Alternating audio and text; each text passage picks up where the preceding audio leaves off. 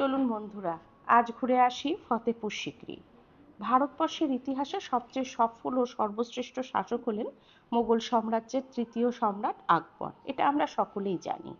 কিন্তু ক্ষমতাধারী বাদশাকে জীবনের একটা পর্যায়ে এসে পুত্র সন্তানের জন্য যেতে হয় এক আউলিয়ার কাছে। সেই আউলিয়ার দোয়ায় তার 3টি পুত্র সন্তান হয়। আকবরের যদি তখন পুত্র সন্তান না হতো, তাহলে মোগল সাম্রাজ্যের ইতি ঘটত তখনই। সম্রাট জাহাঙ্গীর, শাহজাহান বা আওরঙ্গজেবের মতো শক্তিমান শাসকদের জন্ম হতো না।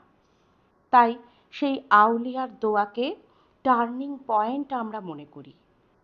আগ্রার ফতেপুর সিক্রিতে রয়েছে সেই আউলিয়ার শাহজাহান সম্রাট আকবরের তৈরি রাজকীয় শহর ফতেপুর সিক্রি।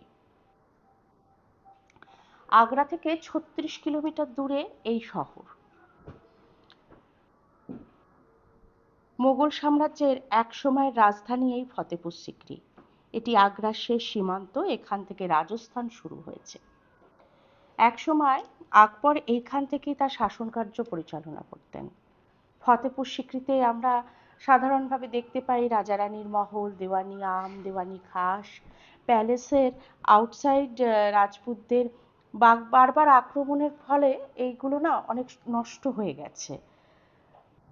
আর এগুলো নষ্ট হওয়ার ফলে আর বারবার রাজপুতরা আক্রমণ করার পরে সম্রাট আকবর পরবর্তী সময়ে তার রাজধানী স্থানান্তরিত করেন।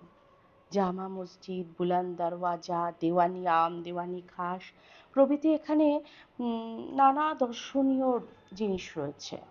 আর বলি এই বুলন্দ দরওয়াজার অর্থ, এই বুলন্দ দরওয়াজা যখন দেখবেন না, দেখবেন কি সুন্দর এটি। এর অর্থ হলো জয়ের দরজা। এটি তৈরি করতে 12 বছর সময় লেগেছিল। কি অদ্ভুত না? এই দরজা দিয়ে প্রবেশ করতে গেলে 52টা সিঁড়ি ভাঙতে হয়।